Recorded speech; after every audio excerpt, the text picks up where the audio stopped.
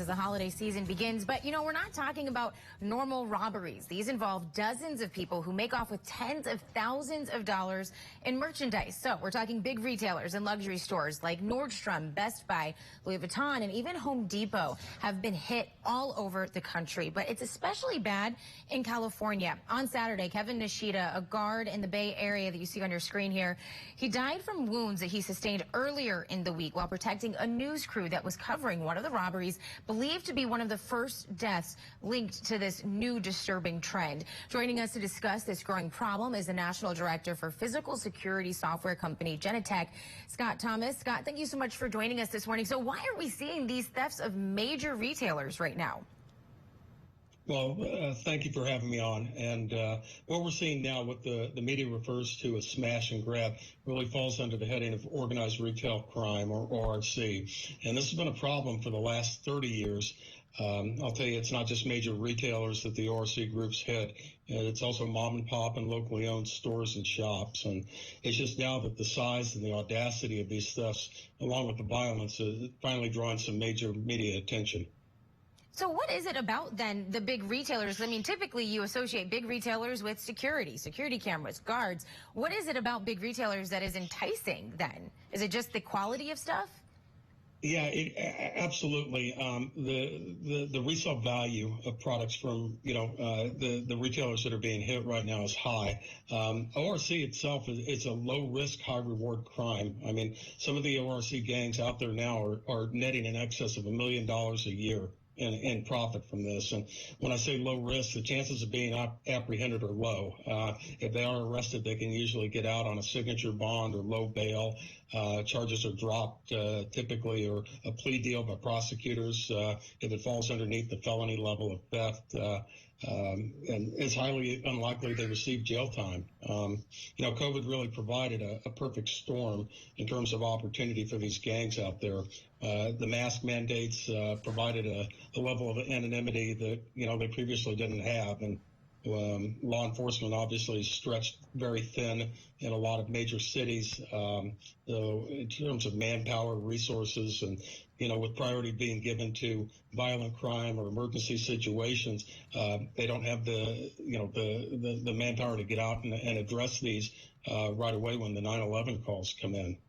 So it really, combine that, and some of the prosecutors in some major cities have said they won't prosecute shoplifting.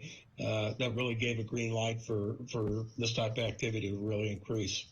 And, Scott, unfortunately, one of these situations has turned violent. As I mentioned earlier, Kevin Nishida, the guard that was killed, and he died later from his injuries. So how does one protect themselves from this? So if you're a store, how do you stop this? Collaboration is needed between, the retailers, law enforcement, prosecution, to identify the leaders and the fences at the top of these gangs. Technology resources, things like predictive analytics, license plate recognition readers, body-worn cameras, video evidence sharing platforms. All these can help coordinate efforts.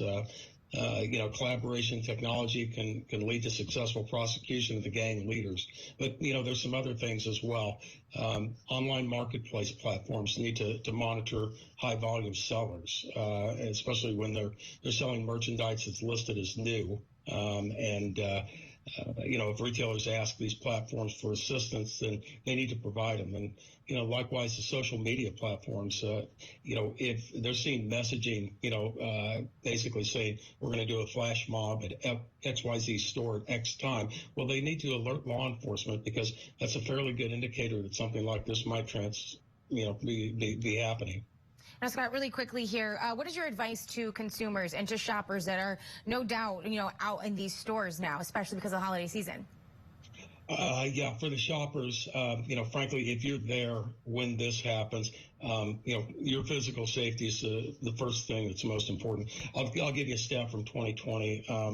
In 2020, 500 combination of customers and employees were killed in retail theft events around the country. That's a huge number, right? So obviously, don't try and interfere stay back. Don't try and interfere with what's going on. Keep yourself safe. Something also for shoppers, as I mentioned, if they're shopping online. If you see a deal on Craigslist or eBay or Amazon or something, and it's a name brand, it's markedly cheaper than you'd find in the store. There's a good chance it possibly is stolen, right? Or potentially counterfeit. And if you're not buying that, it's taking the profit out of that. And if their sales drop, then the theft is going to drop along with it. All right, good tips there. Scott Thomas, the National Director of Genetec. Thank you so much for joining us this morning. Thank you. Up next on Morning Rush, disgraced comedian Bill Cosby might be heading back to